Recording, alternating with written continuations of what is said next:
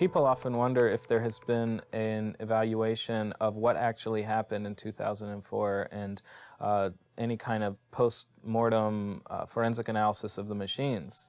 And not only hasn't there been one, but there couldn't be one. These machines are fully electronic. If there's any code in the machines by design that would change votes from one candidate to another, that code could erase itself.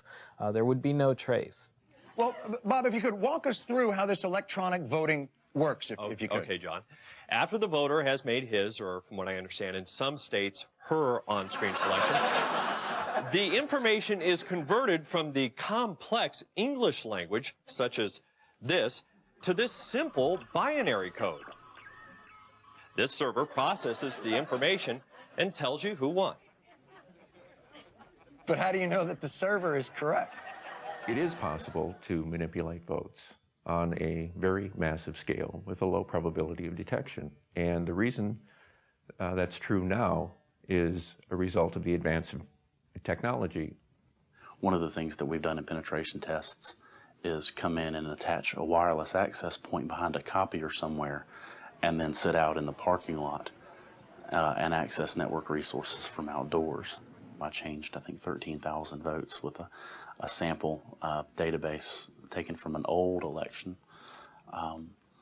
And in my speed hacking the vote, I changed something like 1.6 million votes just to show that it could be done. There's really no limit to the number of votes you can change. A major study released in 2006 concluded that all commonly used voting systems are susceptible to tampering. The Brennan Report, compiled by a panel of computer and election experts, plainly states the threat analysis shows that machines with wireless components are particularly vulnerable to software attack programs and other attacks. Machines record our votes, machines tally our votes, and we're, of course, told to trust the machines. In spite of official assurances of accuracy and security, voters find it difficult to trust machines when they can actually see their vote switch from one candidate to another. People tried to vote for Kerry and it flipped to Bush. So people ask me, is that possible? Would it be possible to program something like that? Well, absolutely. Vote switching not only overwhelmingly occurred in multiple jurisdictions, but also occurred on equipment programmed by different vendors.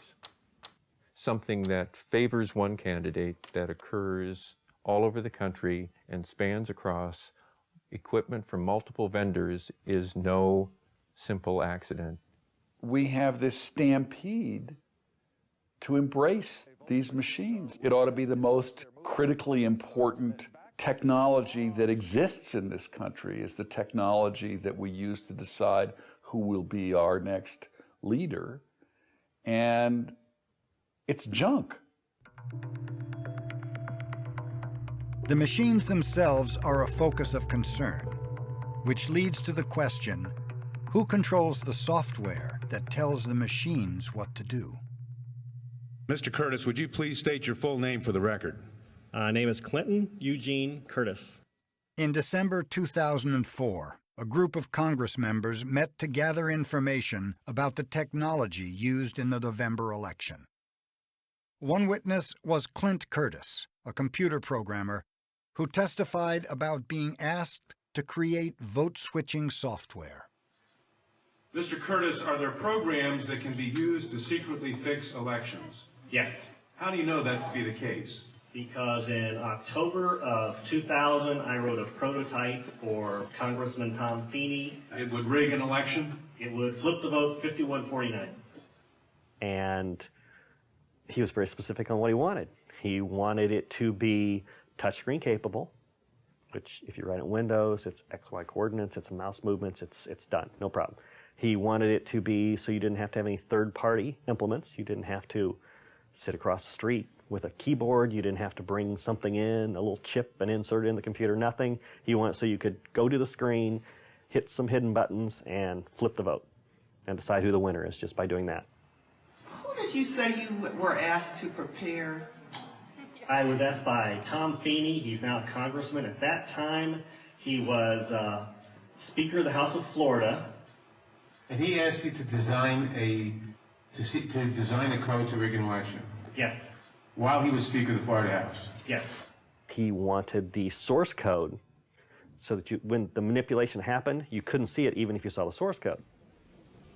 This is to control the vote in South Florida. So I told Rena, you can't do that. You shouldn't do that. That'll get you in trouble. And so, with the bulk of finding out how dishonest Feeney and this company was, it was time for me to leave. So I quit and moved on. I've been told that people who assume that a large fraction of the election result may have been affected by deliberate fraud in the computer are paranoid, because in order to do that, you have to have access to thousands of machines. To what extent is that true?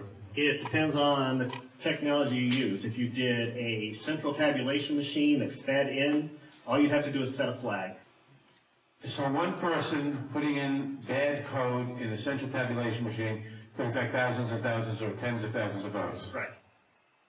And your testimony is under oath. Yes, sir. And the testimony you've given is true. Yes, sir. Thank you.